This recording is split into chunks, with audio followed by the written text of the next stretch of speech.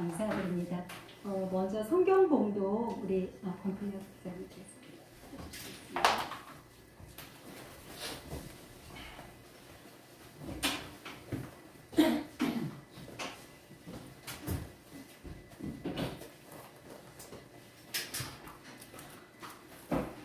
성경 봉독 사도행전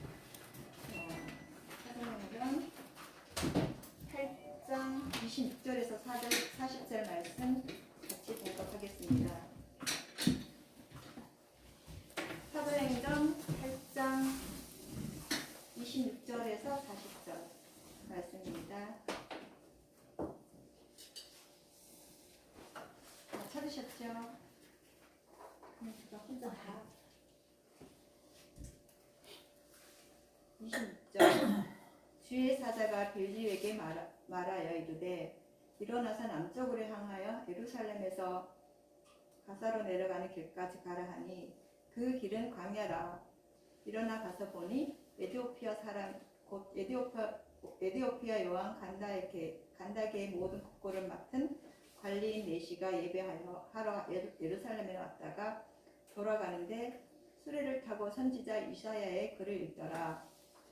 성령이 빌립더러 이르시되 이 수레로 가까이 나아가요 하시거늘 빌립이 달려가서 선지자 이사야의 글 읽는 것을 듣고 말하되 읽는 것을 깨닫느냐 대답하되 들려주는 사람이 없으니 어찌 깨달을 수 있느냐 하고 빌립을 청하여 수레에게 올라 같이 앉으라 하니라. 읽는 성경 구절은 이것이니 일렀으되 그가 도살자에게로 가는 양과 같이 끌려갔고 털 깎는 자 앞에 있는 어린 양이 조용함과 같이 그의 입을 열지 아니하였도다. 그의 굴욕을 당했을 때 공정한 재판도 받지 못하였으니 누가 그의 세대를 말하리요. 그의 생명이 땅에서 빼앗김이로다 하였거늘 그 내시가 빌립에게 말하되 청컨대 내가 묻노니 선지자가 이 말한 것은 누구를 가리키느냐 자기를 가리키느냐 타인을 가리키느냐. 빌립이 입을 열어 이 글에서 시작하여 예수를 가르쳐 복음을 전하니 길 가다가 물 있는 곳에 이르러 그 내시가 말하되 보라 물이 있으니 내가 세례를 받음에 무슨 거리낌이 있느냐. 이에 명하여 수레를 멈추고 빌립과 내시가 둘 다 물에 내려가 빌립이 세례를 베풀고 둘이 물에서 올라올새 주의 영이 빌립을 이끌어 간지라. 내시는 기쁘게 길을 가므로 그를 다시 보지 못하니라. 빌립은 야소도에 나타나 여러 성을 지나 다니며 복음을 전하고 가이사랴에 이르리라.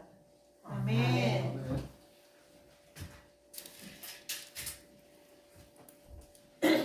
원래 이렇게 갑자기 성경 봉독하는 게 쉽지 않고 목회자인 저희도 갑자기 앞에서 쓰면 막 버벅거리거든요. 근데 이렇게 잘 읽어주셔서 너무 감사하고 제가 잠깐 기도하고 말씀 전하겠습니다.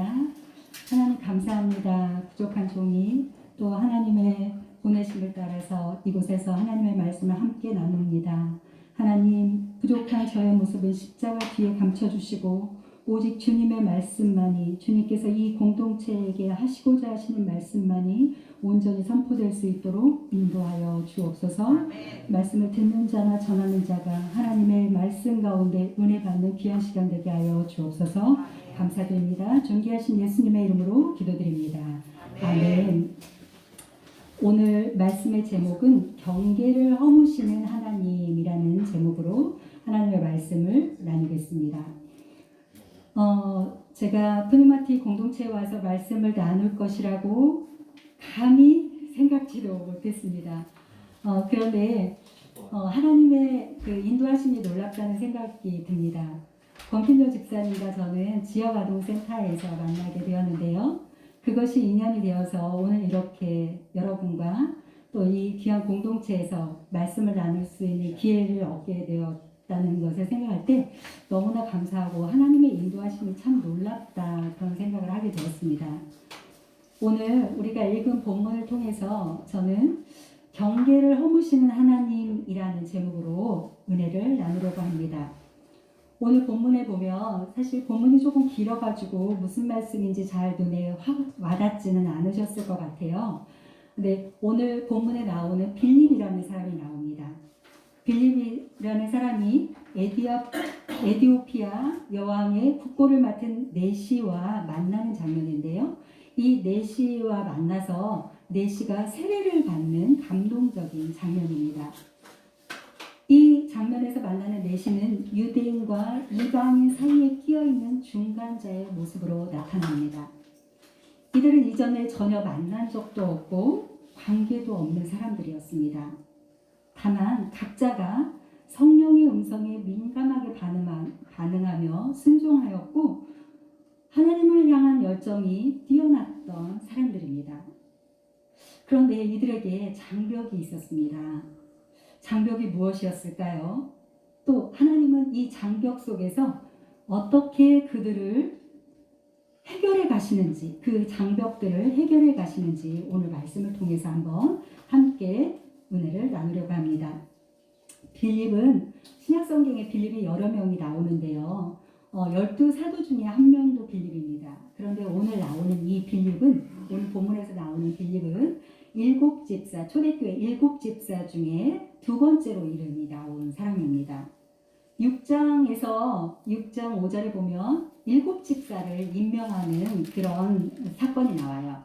초대교회가 막 왕성해지고 또 막 사람들이 많이 몰리고 이러다 보니까 사도들이 말씀 전하고 또 기도하고 이런 일에 전무해야 되는데 막 행정이 너무 많은 거예요. 사람들 도와줘야 되고 또 막 여기저기 막 뭐 병 고쳐달라고 하고 막 이러니까 너무 복잡해졌어요. 그래서 정말 너희 중에 지혜 있고 성령이 충만한 사람 7집사를 추천해라. 우리가 그들에게 행정을 맡기고 우리는 기도와 말씀 전하는 일에 전무하겠다라고 하면서 7집사를 선택하게 되는데 거기에서 나오는 그 집사가 스데반과 빌립입니다. 또 7명이 있지만 여기서 간단히 그 스데반은 초대교회에서 아주 중요한 역할을 하였고 여러분 잘 아시는 대로 순교했습니다. 그리고 두 번째로 거명되는 그 사람이 바로 오늘 우리가 읽은 빌립입니다. 이 빌립이 초대교회에서 이렇게 두 번째로 거명될 정도로 큰 역할을 감당했음을 우리는 미루어 짐작할 수 있습니다. 그럼 오늘 사건이 어떤 사건이고 도대체 어떤 배경하에서 일어났을까 궁금해지지요. 빌립은 예루살렘에서 있다가 사마리아 지역으로 내려갑니다. 왜냐하면 그때 당시에 제가 초반에 조금 말씀드렸지만 스데반의 순교 그러면서 박해가 아주 극심해졌어요. 이 앞장에서 이제 스데반 순교하는 일이 나오는데 이렇게 박해가 극심해지고 사도들 외에는 다 뿔뿔이 흩어질 수밖에 없는 그런 일들이 일어나게 되었습니다. 그래서 어쩔 수 없이 성령께서 흩으셔서 이들이 이제 박해를 피해서 다 뿔뿔이 흩어졌단 말이에요. 그런데 그때 빌립은 어디로 갔는가? 사마리아로 갔어요. 제가 오늘 PPT를 띄우고 사마리아가 어딘지를 좀 보여드렸으면 좋겠다 싶었는데 그거는 안 돼서 다음 기회에 혹시 기회가 되면 빌립이 사마리아 지역으로 갔는데요. 거기서 놀라운 일이 일어났어요.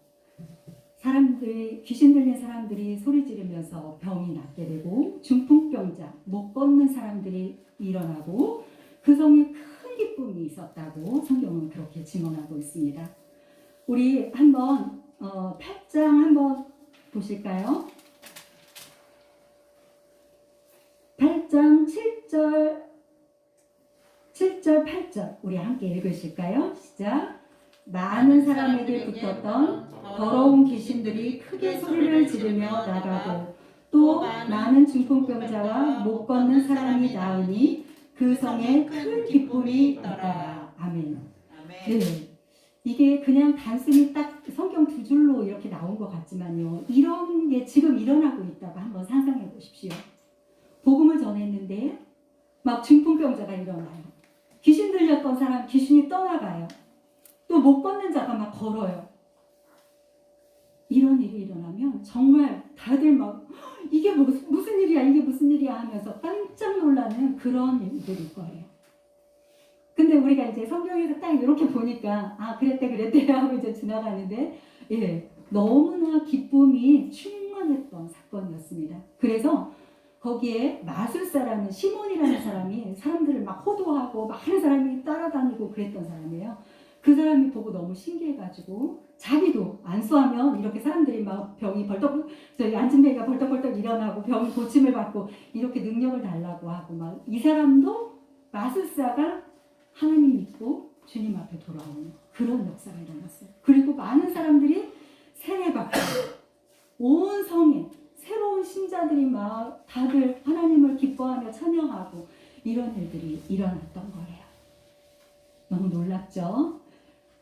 그런데 이렇게 기쁨과 성령이 충만한 사건이 있은 다음에 성령님께서 이 빌립에게 갑자기 남쪽으로 일어나서 남쪽으로 향하여 예루살렘에서 가사로 내려가는 길까지 가라.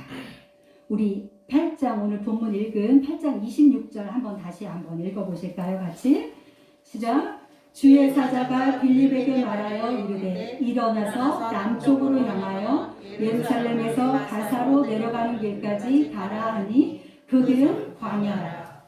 예, 사마리아는 이 위에 쪽이거든요.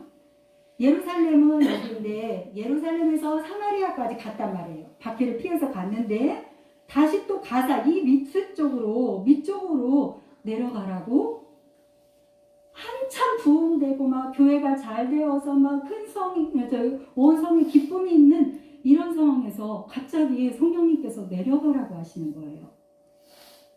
그럴 때 여러분 같으면 어떻게 하실까요? 저 같으면 이거 교회 잘 되고 있는데요. 왜요? 왜 내가 가야 되죠? 왜 이 타이밍이죠? 이런 거부 또 아니면 불평 이런 게 있었을 것 같은데요. 빌립은 바로 즉각 순종합니다. 27절을 보니까 일어나 가서 보니 바로 간 거예요. 원어의 뜻을 보니까 뭐 불평했다, 원망했다, 주저했다 이런 게 전혀 없어요. 바로 간 거예요.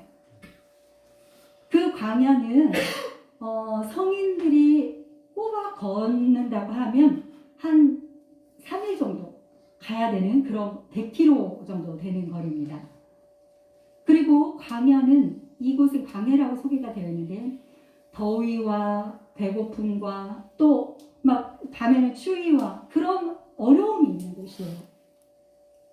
사마리아에서 막 엄청 부흥하고 또 복음이 잘 전파되고 안정적으로 목회할 수 있는 그 상황에서 저기 가사까지 광야로 가라고 하시는 것입니다. 그런데 빌립은 순종하여서 일어나서 가서 보니 갔습니다. 그런데 그 광야에서 생각지도 못한 광경을 보게 돼요. 그 광경이 무엇이었냐면 에디오피아 여왕 간다게의 모든 국고를 맡은 관리인 네시가 예배하러 예루살렘으로 왔다가 에디오피아의 그 여왕이 간다게인데요. 그 간다게의 국고를 맡은 그 네시가 있었는데 그 네시가 예루살렘으로 왔다가 다시 또 에디오피아로 내려가는 중이었어요. 에디오피아는 어디냐면 이집트의 최남단이라고 해요. 그래서 거의 이 예루살렘에서 에디오피아까지 4,000km.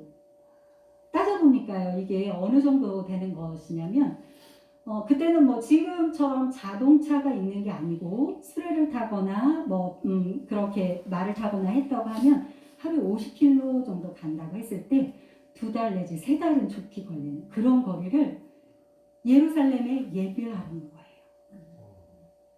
4시간. 아멘. 이방인이잖아요. 에디오피아 내시잖아요. 그런데 그가 그 먼 거리를 마다하지 않고 예루살렘에 예배하러 왔어요. 성령께서 그 광경을 보고 있는 빌립에게 말씀하십니다. 우리 29절 한번 읽어보실까요? 같이. 성령이 빌립더러 이르시되 이 수레로 가까이 나아가라 하시거늘. 수레로 가까이 나가라고 성령께서 내적으로 말씀을 해주시고 계세요. 그래서 가까이 가보았습니다. 그거 밀착해서 거기까지 아주 밀착해서 붙어서 이렇게까지 가라 이런 말이에요. 가서 봤더니 이 사람이 성경을 읽고 있는 거예요. 성경을 읽고 있는데 이사야의 글을 읽고 있는 소리가 들려요. 신기하죠. 광야에서. 그것도 전혀 알 수 없는 사람인데 국고를 맡은 내시니까요. 그래도 이 상당히 위치가 있는 그런 사람이었어요. 그래서 아마 수행원들도 있었을 거예요. 그런데 이 사람이 가면서 거기서 성경을 읽고 있는데 그 소리가 밖에서 들리는 거예요. 이사야 성경을 읽는 것이. 그 수행원들도 있었을 텐데 빌립이 그 상황을 개의치 않고 다가갑니다.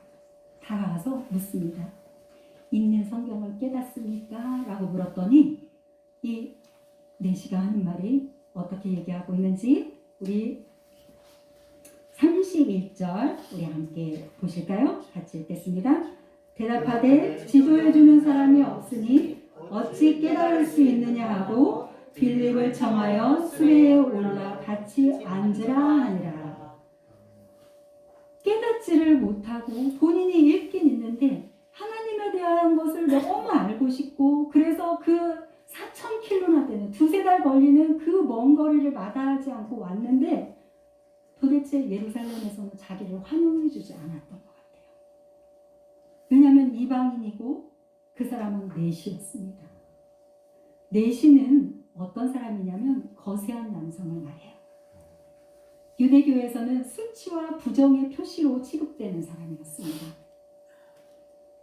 당시 유대교의 역사가 요세푸스라는 사람은 내시를 자연 법칙에서 어긋나는 기괴한 존재라서 멀리해야 한다고 그렇게 기록하고 있고 또 유대인 철학자 필로라는 사람은 내시는 본성의 교류를 저해하는 거룩한 총회에서 거부되는 무가치한 사람이에요.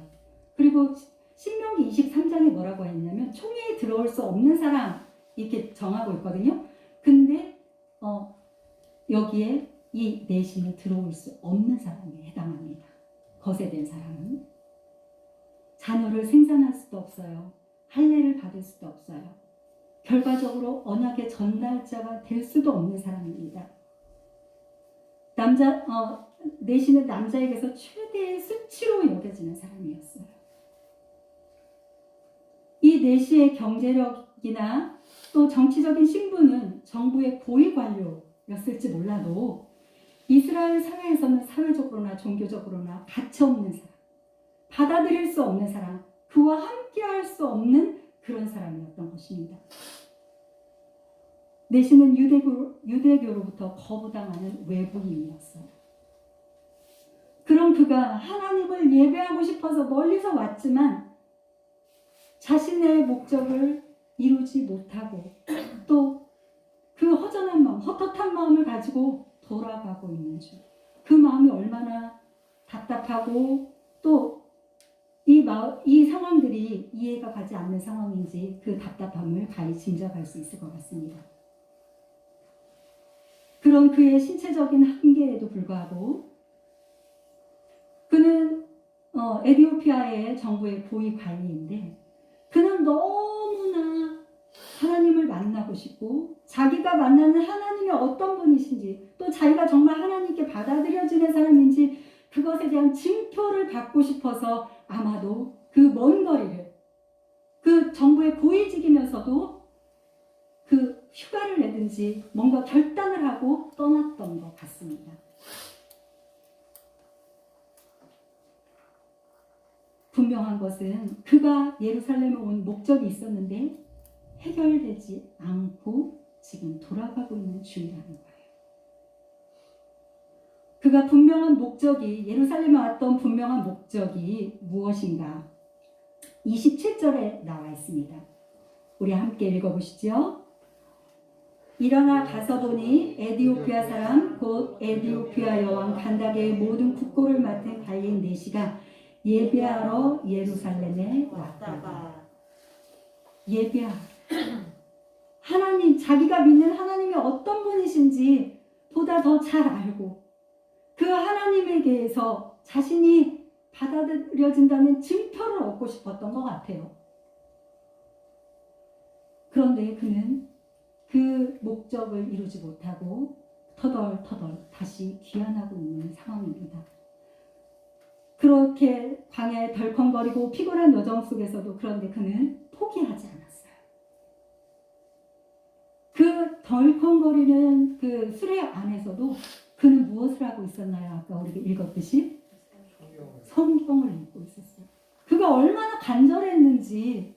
우리 막 광야에서 그 성경 잘 읽어질까요? 너무 힘들겠죠. 여행 중에, 그것도 광야에서 뜨거운 태양볕이 내리쬐고 막 덜컹거리고 속 울렁거리고 탈진되는 그런 상황에서 이사야 성경을 읽고 있었다. 그의 열심이 얼마나 깊었는지 우리가 상상이 가는 장면입니다. 그럴 때 하나님께서는 이방인의 지도자였던 빌립을 광야로 내려가게 하셨어요. 그 순간에 그 빌립이 내시를 만날 수 있도록 가사로 내려가라 라고 말씀하신 거예요. 그리고 경계선과 한계를 깨뜨리십니다. 유대인들에게 받아들여질 수 없는 내시, 배타적이고 받아들일 수 없는 사람으로 여겼던 이 내시에게 하나님의 자녀가 되는 그 길을 열어가시고 있는 정말 역사적인 순간입니다.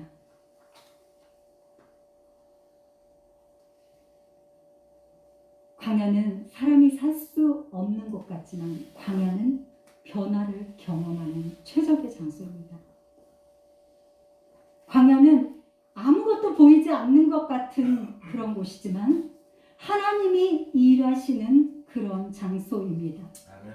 하나님의 기적을 경험할 수 있는 장소입니다. 아멘.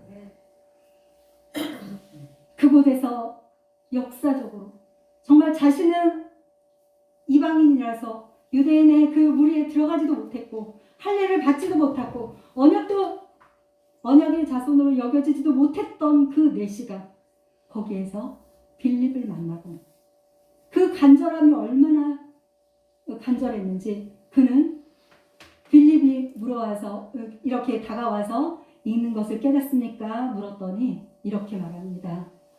가르쳐주는 사람이 지도해주는 사람이 없는데 어찌 깨닫겠습니까? 라고 하면서 바로 빌립을 청해서 수레에 오르라 그래요. 한번 이 장면 생각해 보세요. 빌립도 먼 거리를 걸어왔잖아요. 광야에서 막 먼지 투성이일 것이고 행색이 초라할 것이고 그런데 이 고위 관리, 에티오피아 고위 재무부 장관쯤이라고 할 수 있는 이 사람이 수행원들과 같이 막 가다가 이 사람이 묻는 그것을 보고 얼른 수레에 올라서 나 좀 가르쳐달라고 이렇게 겸손하게 요청합니다. 그래서 빌립은 내친김에 잘됐다 싶어서 이사야를 쫙 풀어줍니다. 이사야에서 어떤 말씀을 하고 있는가 하면 이 53장을 읽고 있었거든요. 이 53장은 메시아 순환 시예요. 메시아 순환에 대한 예고하는 예언서인데요. 메시아가 도살자에게 끌려가는 양과 같고 털 깎는 자 앞에서 어린 양의 조용함과 같이 사람들로부터 거부당하고 있는 그런 상황, 메시아 순환에 대해서 예언하고 있는 장면입니다. 그래서 빌립은 이것을 쭉 풀어주면서 우리가 육체적인 한계가 아니라 하나님의 아들도 이렇게 거부당하고 민족들에게 거부당하고 또 결국은 십자가에서 죽기까지 했다라는 것을 말씀하면서 빌립에게 우리가 믿는 하나님은 유대인이나 이방인이나 그런 것이 중요한 것이 아니고 내시나 어떤 사회적인 중요한 신분 이런 게 중요한 게 아니다.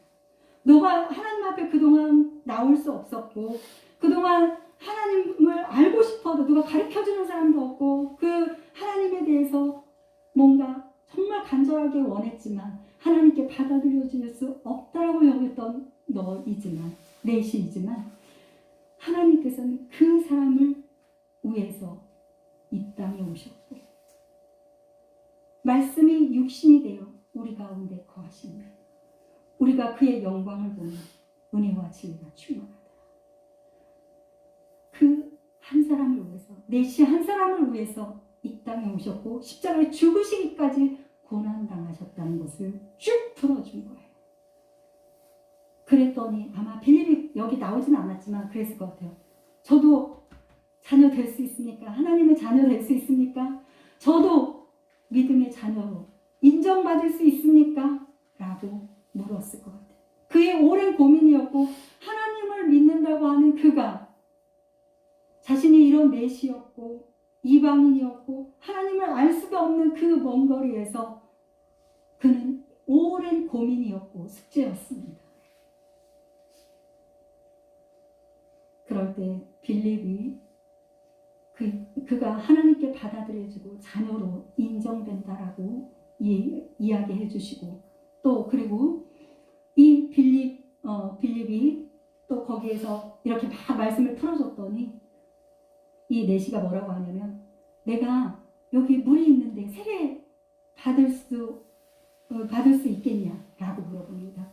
이만큼 이 내시가 그 증표, 하나님께 받아들여지고 자신이 하나님의 자녀가 된다라는 것에 대한 뭔가 분명한 확신이 필요했던 거예요. 무슨 거리낌이 있느냐? 내가 세례를 받는데 무슨 거리낌이 있느냐라고 질문하면서 자신에게 세례 주기를 간절히 요청합니다. 그래서 이 빌립은 수레를 멈추고 32절 우리 한번 읽어보실까요? 같이 읽겠습니다. 38절 죄송합니다. 38절 같이 읽겠습니다. 이에 명하여 수레를 멈추고 빌립과 내시가 둘 다 물에 내려가 빌립이 세례를 베풀고 네 이렇게 세례를 베풀었습니다. 얼마나 역사적인 순간입니까? 그동안 이 복음은요 유대인들만을 위한 복음이었습니다. 또 예루살렘 안에만 갇혀있는 복음이었습니다. 그런데 1장 8절에서 온 유대 너희에게 성령이 임하면 온 유대와 사마리아와 땅끝까지 이르러 내 증인이 되리라 하신 말씀이 지금 역사적으로 성취되고 있는 거예요.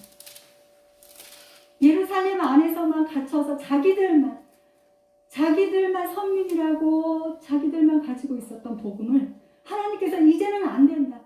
모든 민족이 믿어 하나님의 자녀가 되어야 되고 어떤 환경에 있던지 어떤 신분을 가졌던지 어떤 장벽이 있던지 하나님의 자녀로 하나님 앞에서 받아들여지고 예배할 수 있다라는 것을 보여주시는 너무나 극적인 사건입니다. 여러분 중에 빌립처럼 일이 잘 되고 있는데 원치 않게 다른 길로 가야 하는 상황들이 있으셨던 분 있으십니까? 혹시 내시처럼 하나님을 향한 열정과 열심이 있지만 다른 사람에게 인정받지 못하고 그 무리에 들어가지 못하고 거듭되는 실패만 겪고 있었던 사람이 계십니까? 실망하지 마십시오. 하나님은 그 과정들을 다 보고 계시고 여러분들의 기도와 여러분들의 그 상황과 그 상황 모든 것들을 보고 계시고 하나님의 적기에 하나님의 타이밍에 하나님은 놀라운 일들을 행하실 것입니다. 아멘. 빌립과 내시가 만날 수 있다는 것은 우리가 이성적으로 생각하면 1%의 가능성도 없는 사건입니다. 그런데 하나님은 광야에서 예루살렘 성전이 아니고요. 그렇게 간절히 말씀을 사모하고 자신이 알고 싶어서 왔는데 예루살렘 성전이 아니라 광야에서 빌립을 통해서 세례받게 하시고 자신이 하나님의 자녀로 받아줬다라는 증표까지 주십니다. 이것이 기폭제가 되어서 이제 이방인으로 쭉쭉쭉쭉 복음이 선포되고 있습니다. 아멘. 여러분들이 지금 처하여 있는 상황들이 어디인지 저는 잘 모르겠습니다. 그러나 빌립처럼 내시처럼 원치 않는 곳으로 내몰리고 상황이 내 마음대로 다 안 된다 할지라도 하나님 안에서 더 큰 그림이 있다라는 것을 믿으시고 하나님께서 정확한 타이밍에 우리를 위하여서 변화의 시간을 준비하고 계시다는 것을 기억하시기 바랍니다. 아멘. 그리고 그 변화의 주인공에 여러분들이 되시기를 바랍니다. 아멘. 기도하겠습니다. 하나님 감사합니다. 부족한 종이 또 이 빌립을 통하여서 하나님께서 사도행전에 이루어 가시는 그 귀한 역사들을 보게 하셨습니다. 하나님 이 후니마티 성령 공동체에 하나님 뜻이 있으셔서 이곳에서 함께 예배하고 함께 모여서 이렇게 날마다 주님을 예배하는 이 공동체가 하나님의 정확한 때에 하나님께서 이루시고자 하시는 그 뜻을 이루는 아름다운 공동체가 되게 하여 주옵소서. 하나님의 뜻을 이루는 공동체와 우리 개인들이 될 수 있도록 역사하여 주옵소서. 감사드립니다. 존귀하신 예수님의 이름으로 기도드립니다. 아멘.